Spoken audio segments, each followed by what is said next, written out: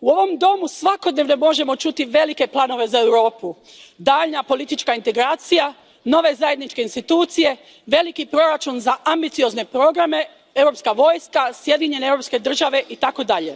Velike ideje, a u praksi to izgleda ovako. Ni u trećem sazivu Europskog parlamenta u čijem će radu sudjelovati zastupnici iz Hrvatske naš hrvatski jezik neće biti u potpunosti primijenjen u radu ove institucije.